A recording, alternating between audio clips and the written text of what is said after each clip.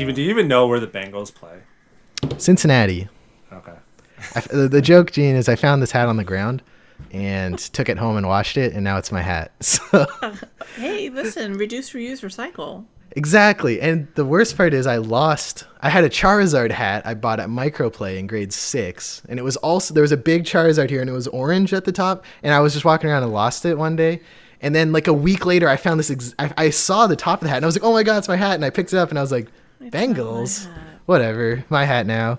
And like I'll be out somewhere and like some guy across the street will show me, he's like, yo, go Bengals. And I look at him for like 10 seconds. I'm like, why is that guy shouting at me? And he's like, Cincinnati. Like, oh right, go Bengals. It's dangerous because one day someone's gonna confront me like, yo, you catch the game today? I'd be like, no. Like, take that hat off. But that's okay. That's not why we're here though. Today we are interviewing Jean Leggett, speaker, coach, and CEO, co-founder of One More Story Games, who are currently adapting New York Times bestseller Charlene Harris's Lily Bard novel with their own engine, Story Stylist. Do I have that right? You have all of that right, sir. Ooh, she's a host of Games, Grit, and Gratitude, Real Talk, as well as a keynote speaker, business and career coach, and educator. One question, Jean, off the top. Do you sleep? You know what? Ever since I hit 43 and early menopause, I can tell you the answer is no. I do No not sleep get from Jean. No sleep. It's so weird when I get on a show or I'm introduced at a conference and they start going through the list and I go, oh, maybe this is why people think I'm busy. Yeah, maybe I should be a little less ambitious. But I can't help myself. There's just so much that I want to do, and I just do it. I love that. Most importantly of all, though, the more words you add to a title, like the better and cooler it just sounds. So if you just keep adding things and skills. You left off stand-up comedian, so there. Ooh, okay. I'll add that in. That's fun. You've been doing that. I think I read on your site it's like 2005 or something. Yeah. And I never stand-up comic. And I do not allow people to see my early comedy. Like, you have to be in my tight ride or die inside circle before I'll show them where my stand-up comedy is online. Because, so there are recordings. There are. Not under my name. So people won't be able to find them. Okay. But, and I don't allow people to record me doing stand-up comedy anymore because it's such a departure from game dev, Gene. I wanted to say also, one of our longest running patrons of CanadianGameDevs.com, I checked. Gene started supporting us on October 5th, 2016. Oh, damn. 3.5 years before I joined the site. And how long after you started the site, Steve? Sorry, what year did you say? October 2016. 2016? That was only like... I think I started the site in 20... No, wait, this was our fifth year, right? Yeah. I think March 2015 is when I bought the domain. I don't know when I launched the Patreon, but I was pretty sure. Right? Yeah, like I was pretty sure I was one of your early patrons, and I was like, oh well, what if I'm a patron? Does that mean he can't interview me anymore? Will people think there's a conflict of interest? And I thought, well, you got to put your money where your mouth is, right? Like we keep talking about how it is to support important websites and creators, and I know this isn't a full-time job for you. But it is a job for you. It's a side hustle. And I really appreciate all of the work that you guys do to spotlight and highlight the important projects that are happening in the indie Canadian space. So, well, and I guess the AAAs as well, but like... No, I've made sure we tank a lot of that coverage. Don't worry. So I really appreciate and value the work that you do. And I hope more people will take this as an opportunity to go and support the Patreon. Yes, me too. So I want to approach this interview more as someone who isn't a longtime Gene affiliate like Steve, and someone like me who might have never heard of you before joining this site. And I like to start with some cliche cheesy questions up top. Maybe we'll get I love in the cliche rhythm. cheesy. That's my jam. What is your earliest memory playing or just with a video game? Gosh, well, I definitely know that we were one of the first kids to get a Super NES, and I don't know how my grandfather got his hands on. I feel like he knew people that things fell off the back of trucks, and because we also got like Cabbage Patch Kids the winter they came out.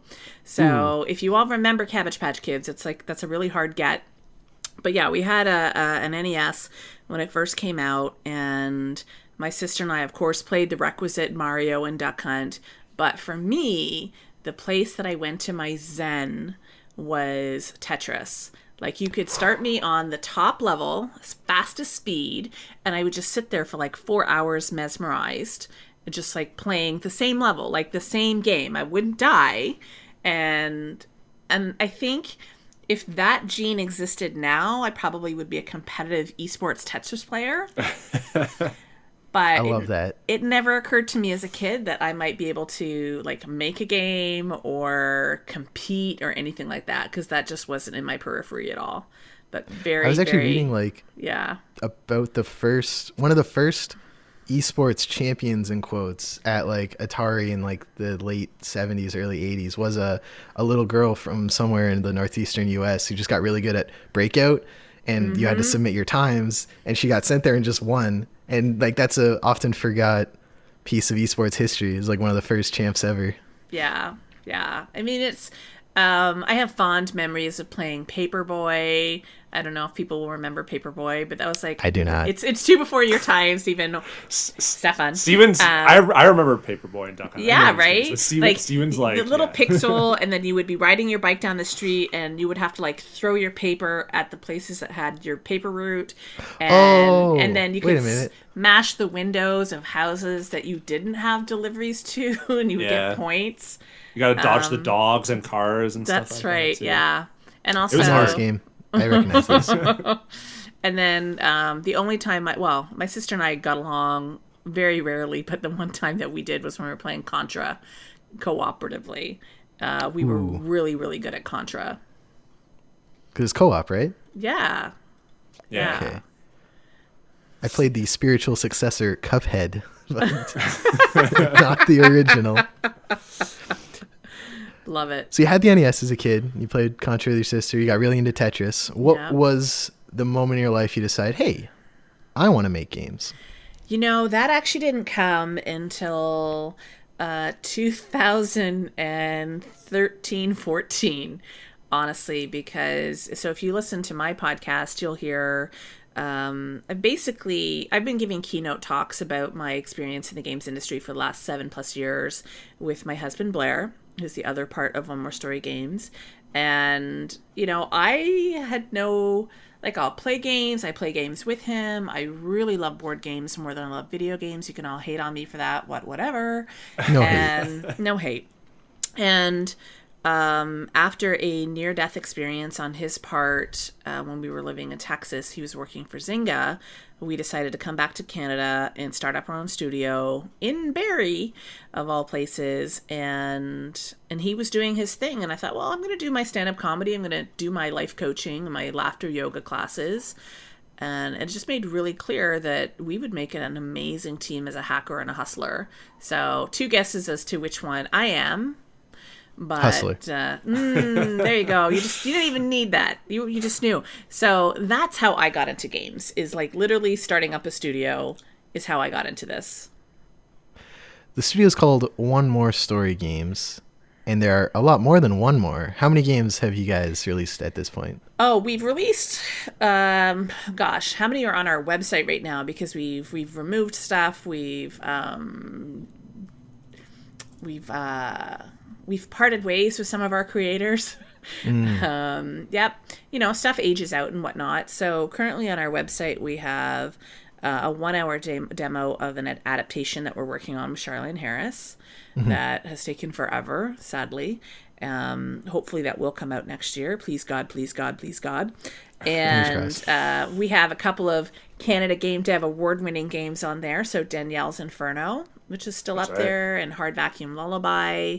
We also have a game, Blair and I did summer camps back in 2015 and 16 where we taught 8-year-old kids how to use our game engine. And during our summer camp experience, a little 11-year-old girl made a game called Attack of the Killer Zombie Cats USA Edition, where you play as Barack or Michelle Obama to defeat Trumpy Cat and throw him into a deep, dark cat void. So we actually published that to our website because, you know, I've been thinking in the last couple of weeks, maybe we should republish it and just do a massive push for the next 6 weeks. because it's so deeply satisfying when you get to push him into the cat void. And then we have tons of games that we have gotten unpublished. You know, the more games that you publish, some of your earlier work becomes somewhat embarrassing or just, let's just say, tone deaf. So we have some pieces. You get smarter. You get more knowledgeable. Yeah. And you know, as we, just even in the last 7 years, the stuff that we created in the first couple of years of our studio, I wasn't responsible for writing or overseeing the direction of the content. But let's just say it did not age very well at all, given everything that's going on in the world. And so, as sad as it is to see their creative work not be out there anymore, I also want to be that person that continues to learn and grow and make sure that we're always putting our best foot forward. Mm-hmm. Yeah. So, I don't know. I think I've edited and copy edited and produced probably like 12 games at this point. And some of them have never seen the light of day, which is not uncommon in games. No. Yeah. And some games that shouldn't have seen the light of day do. That's right. That's right. So what is Story Stylist? Well, so Story Stylist is something that Blair had concepted. He really wanted to be able to create something that would be easy for writers who did not know how to code to be able to make point-and-click narrative games. So he built something using Silverlight, which is a technology no longer supported by Microsoft. Thank you very much, Microsoft. I hate you.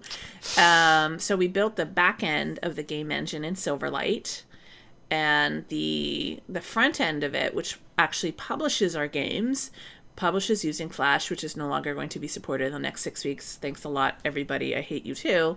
And so we're spending, you know what? It's kind of like we picked VHS, or we picked Betamax over VHS, and everybody's on DVD now. And that's just, listen, our technology changes a lot in 7 years. And the challenge of being an underfunded studio, even raising the kind of money that we have, is the technology changed and we didn't have the resources to change with it. So that's what Blair's working on right now. I didn't even answer your question.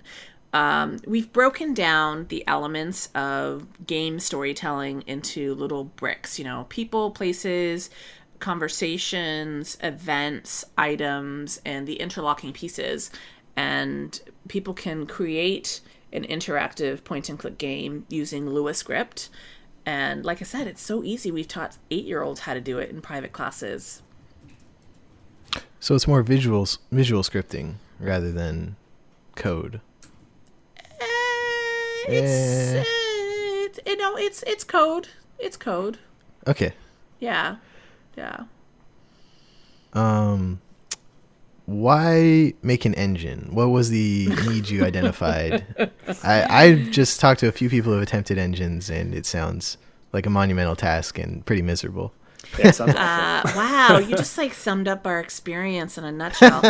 You know, I'm actually glad that we did it, because I think that with everything that's happening in the world, we do need more simplified technologies out there if we want to change the games industry, which I firmly do. I look at the cultural pillars that is storytelling. So you've got writing, which began in cave walls and fire conversations. We moved into film and music and television. And now we have interactive digital media, and IDM is like, it's massive. And I really think that's the future of humanity and storytelling. And for us, it comes down to being happy, dirty socialists, in that if we can break the barriers to entry in games and we can simplify how to make games, then what we're allowing for is people who wouldn't have access to the skills that are required for Unity or Unreal to be able to make their games and to make visual looking games look really great. To seize the means of production, if you would. Hell yeah. Seize the means of production. That's what I'm here for. That's awesome. Man, how cool would it be if in like 10 or 15 years, like the next Grim Fandango or Monkey Island or whatever was made in Story Stylist? That'd be pretty hype. I have really big hopes and dreams for it. I mean, when we set out to do it, we did not anticipate working with children at all. Blair and I don't have kids. It's no pets, no plants, no children. If it can't feed itself, it can't live in our house. And I have a plant that I got in the first week of the pandemic. It is still alive. I don't know how that happened. But, you know, in the time that we worked with the children, it has been invigorating because you forget that children come with unbridled curiosity and zero filter. And so you get to work with them, you get to see their imagination. And Blair and I are the type of people that are very enabling of people's curiosity. And just to like watch their minds go is incredible and fun and delightful. And honestly, if I gave everything up and that's all I ever did for the rest of my life in measured bursts, because I don't want to be a full-time teacher of children, that would be deeply satisfying for me.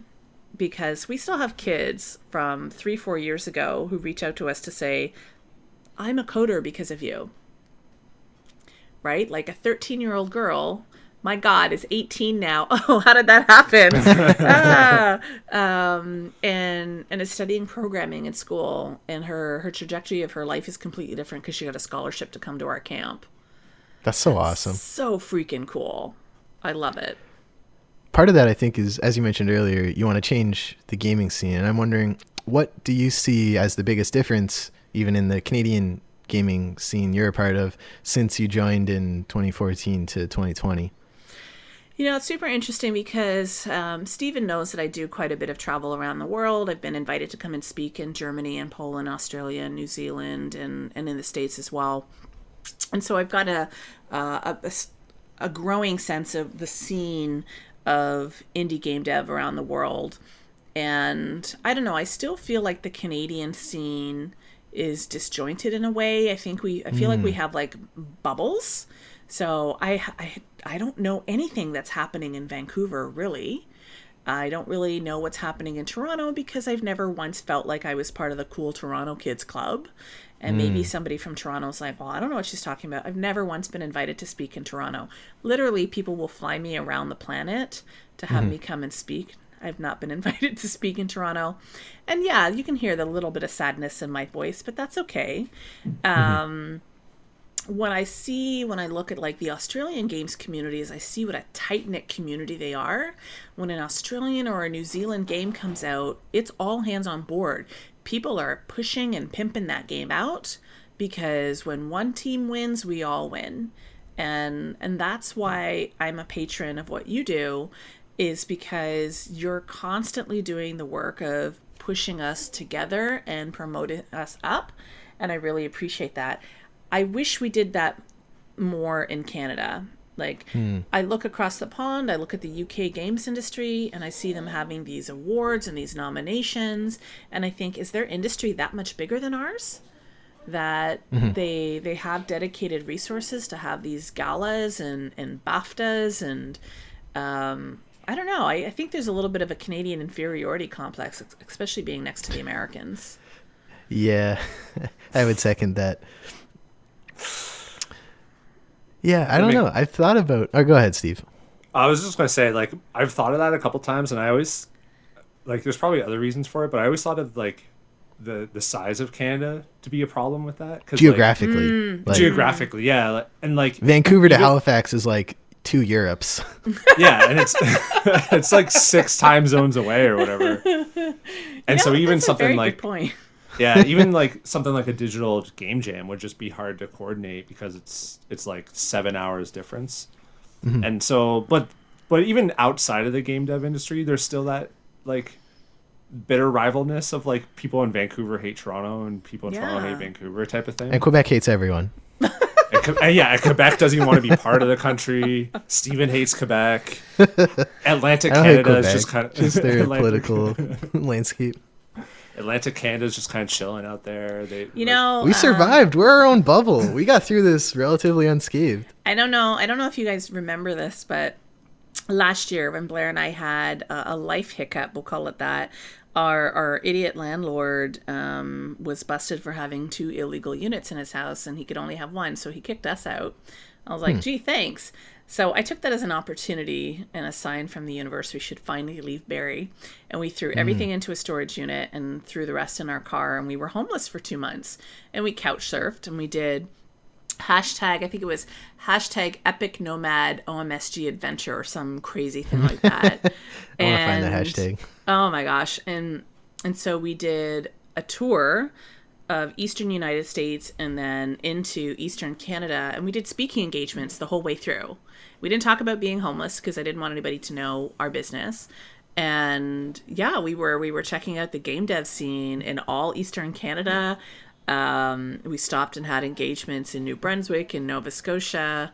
We got to visit a little bit of everything. And the plan was, in my mind, because I sometimes I overestimate my energy, but I was like, no one's done a cross Canada documentary of the Canadian game dev scene. And if we're going to drive across Canada, we might as well, I don't know, maybe we'll film the whole dang thing on our phones and I'll be the one that does the cross Canada game dev documentary.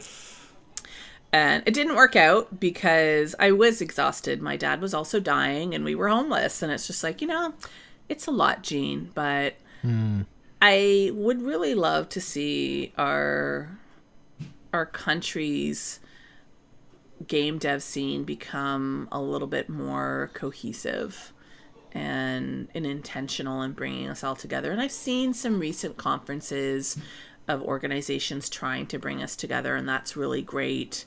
But it's going to take us a few years before we feel like, yeah, Canadian game devs, like the way that the Australian game devs community does, right? We're not quite there yet. I think like another thing too is like grants and stuff like that are kind of done at the provincial level, not really federal. So we've talked to like Saskatchewan devs who are just like, there's no devs here. Our province hates us. Because our province is more concerned with farmers and stuff than development and stuff. So they piece out to like Alberta, which I think was also like looking into like reducing stuff. And there was rumors when Ford would take over, when Ford took over, that like Ontario stuff would be Ontario Creates stuff would be affected. I don't know if that ended up being true. Well, they rebranded. It was the Ontario Media Development Corporation. Yeah, the OMDC. When Ford got started, and now it's Ontario Creates. But all the checks still say OMDC, so that's hilarious. So I think that's like part of it too. And I don't know how the hell you get Trudeau on the phone to be like, hey, stop making this at the provincial level, start making this at the federal level. But yeah, Stephen, you could do that. I'll talk to him. I have some choice words for Mr. Trudeau. I'm pretty close. I think I'm actually more well known in the Australian game dev community than I am in Canada, which I always find really strange. But even their funding is very much on a state by state basis. And the Melbourne is in the state of Victoria, and they have a phenomenal lobbying body there that is like basically hounding government and like showing time and time again the success that they've had with their indie game development. They've got universities there that are teaching game development, and some of the other states are just really far behind. And it's kind of ridiculous because when you think about it, the skills of a technology company and a digital media company like IDM, there's more money coming out of video games than there are film and music combined. Especially now.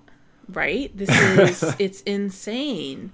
And so why is that not, why are we still giving so much money to film and music and not to game development? And maybe it's because our industry is still in its infancy. Like everything that we've learned as a game dev studio, I still don't have all of the answers.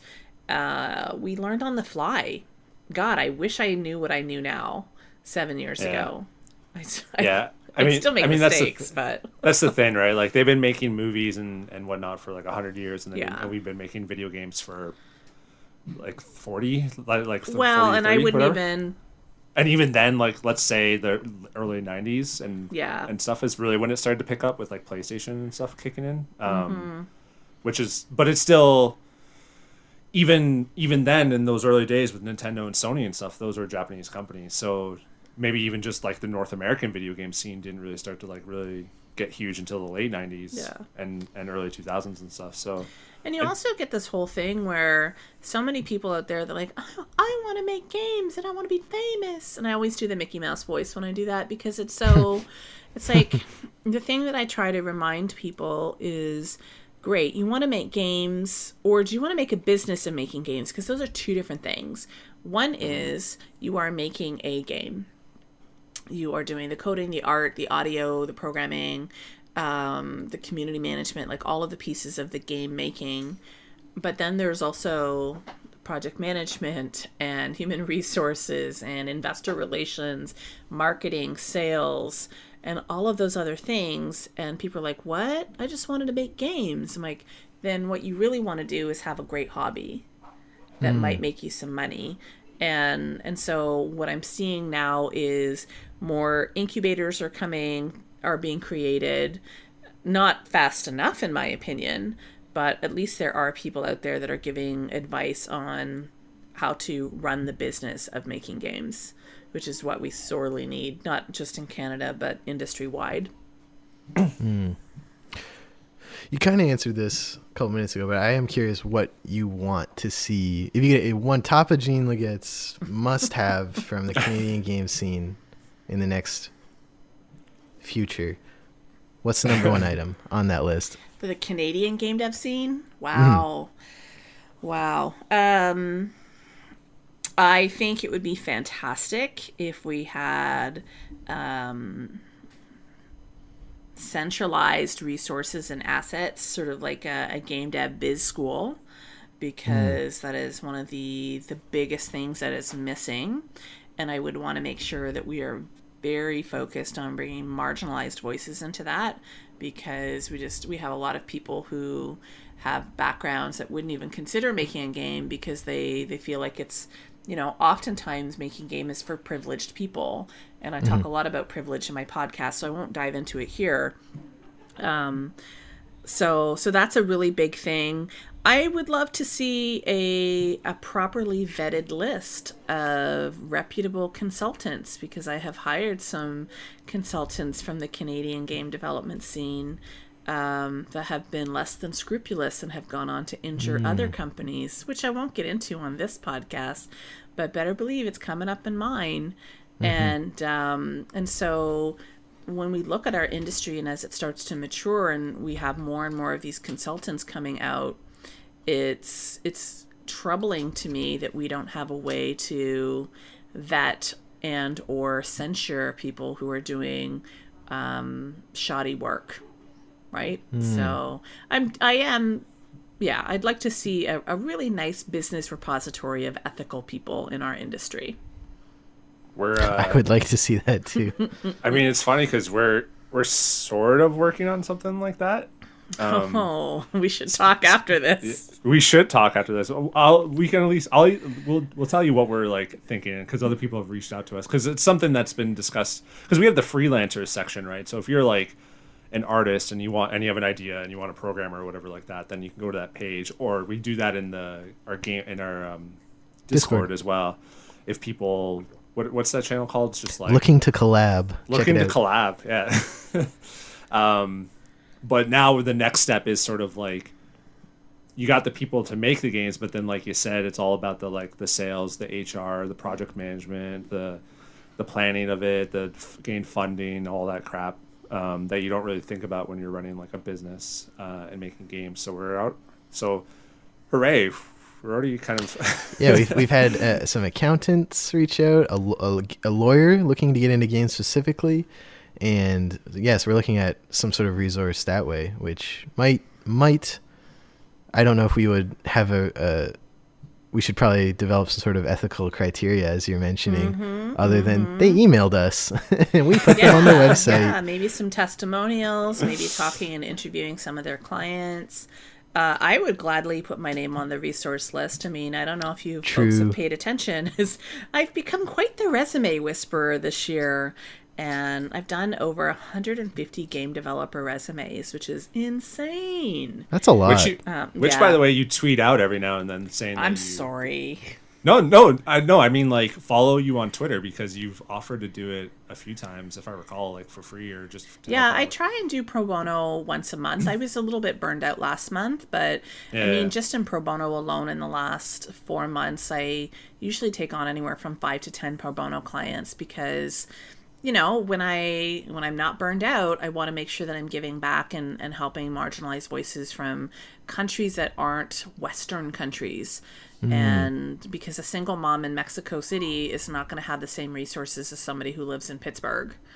And The white guy in Canada. yeah. I actually had a white guy in Melbourne say, "Hey, can I get your pro bono work?" And I'm like, "Nope, sorry, nope." And but yeah, I mean, there's lots of people out there who do great work. I want to give a shout out to one of my favorite professional services in Canada, and that is Evolve PR. And Ooh, we've talked to them. Oh yeah, we've they talked are to them a few times. phenomenal. So they run a tight ship over there. I'm friends with a number of the people who work there. They're really with it people.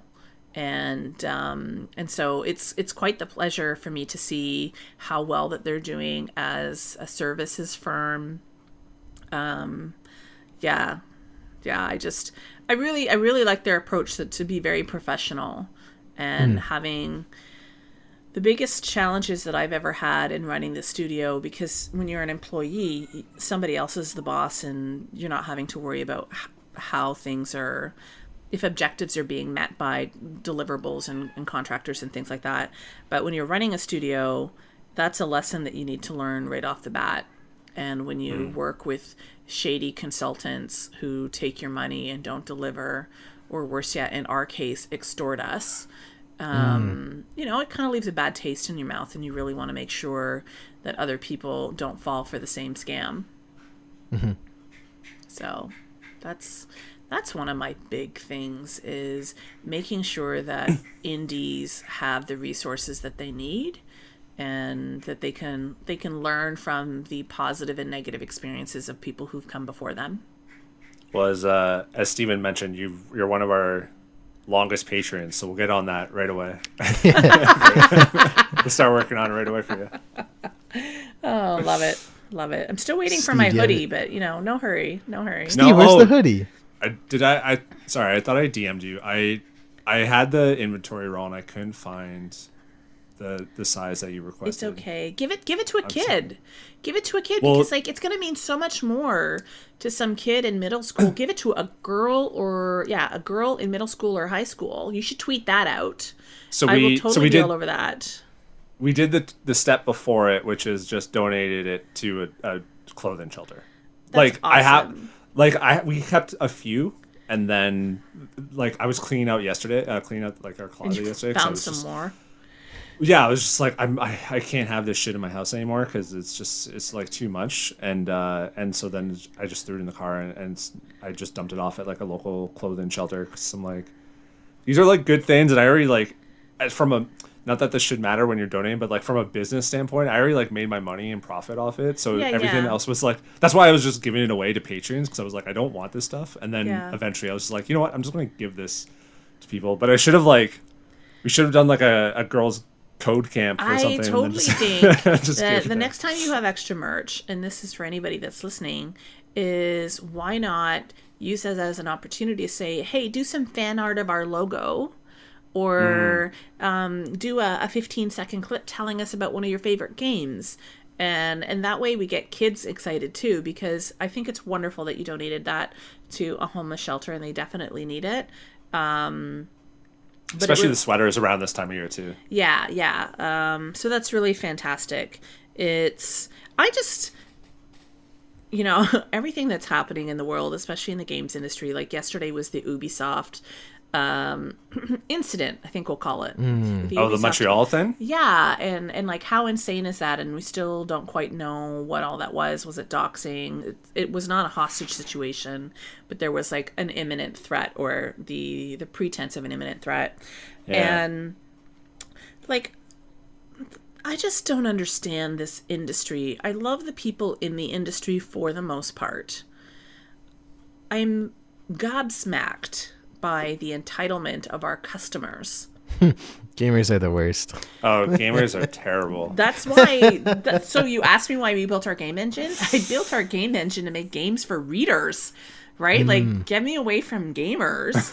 I don't want to be near gamers. Anybody who's like, I'm a gamer, is probably not the people that want to play a book meets game experience in the first place.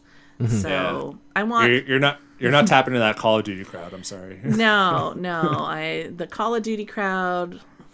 I hope that they find nice fluffy things to hug and snuggle, because I need to take the intensity down a notch.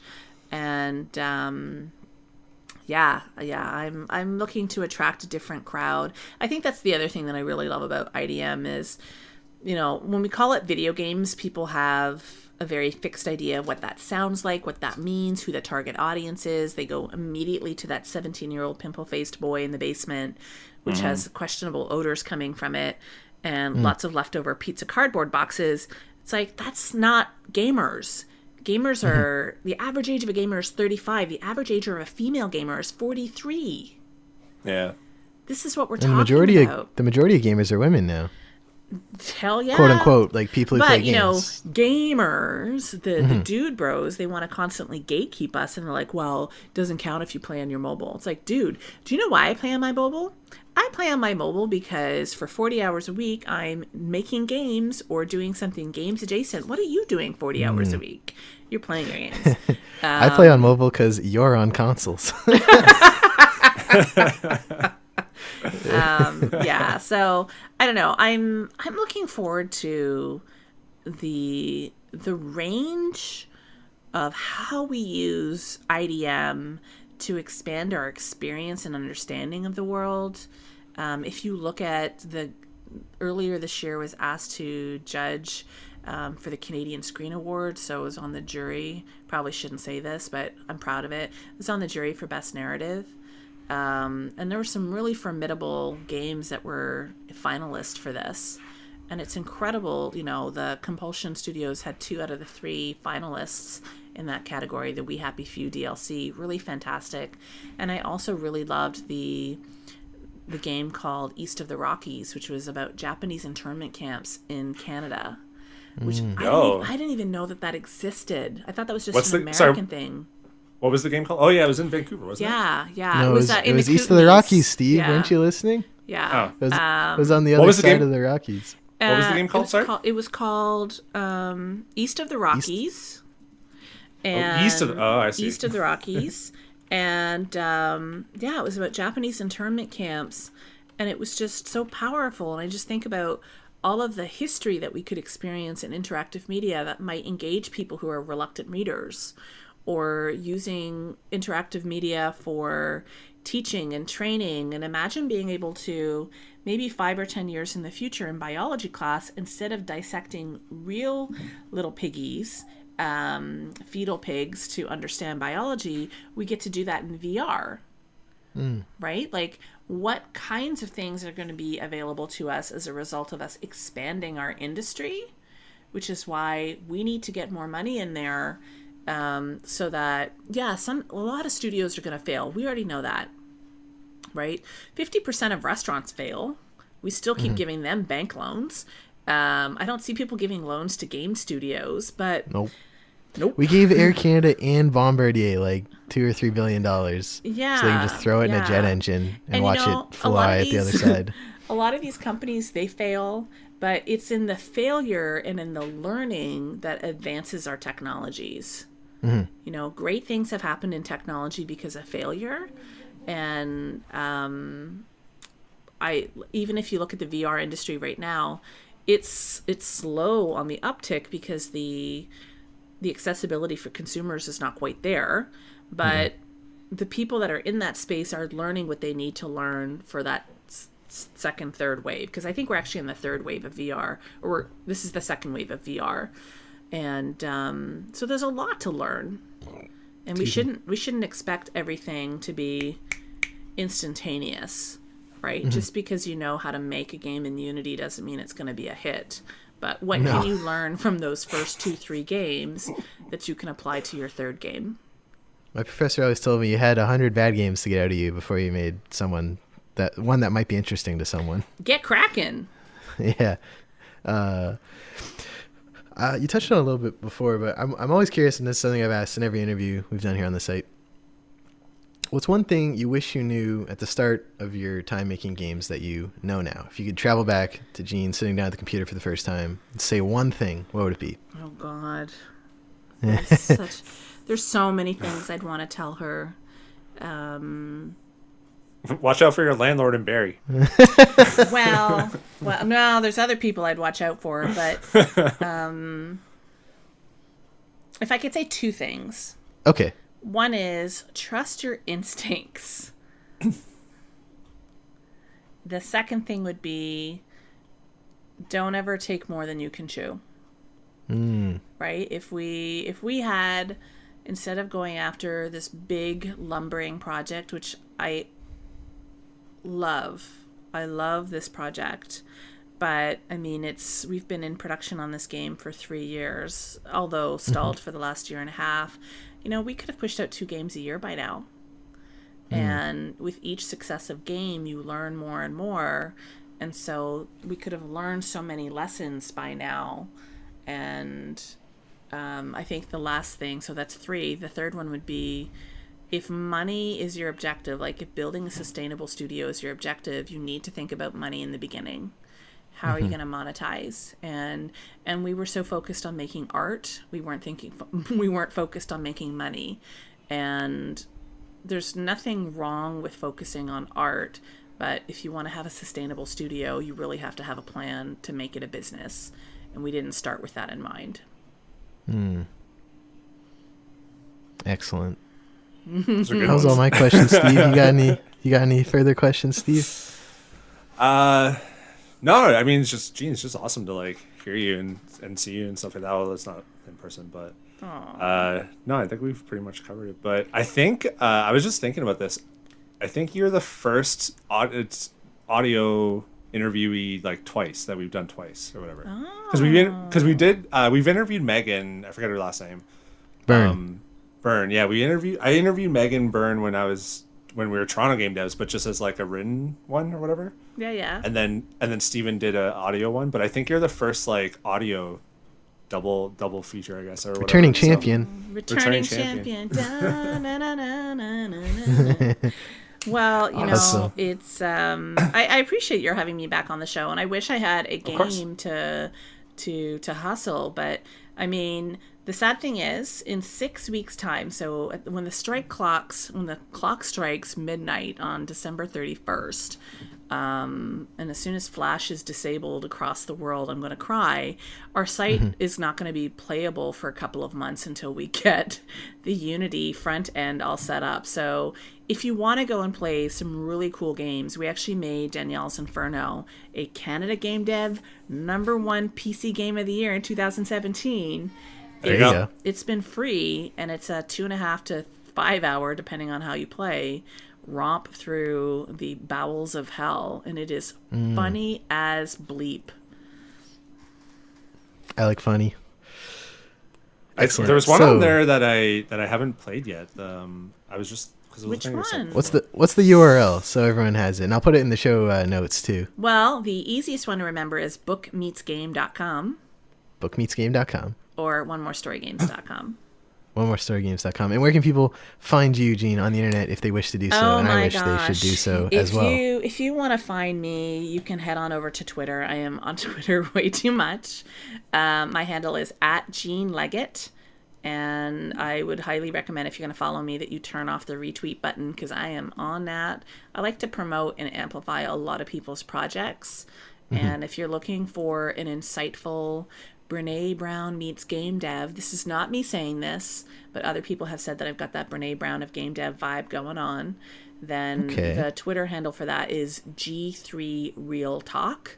Or if you go to g3realtalk.com, what I do with every episode is I actually give sort of like a post-episode personal inventory worksheet, so you can do a little bit of life coaching for yourself after the episode. Ooh, that's a first. I haven't heard that before. I want people to do a little bit of introspective thinking. Okay.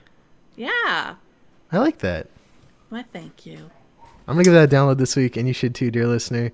Thank you so much for tuning in. We're back this week with another episode of the podcast after being gone for Extra Life last weekend. So check out that, episode 166.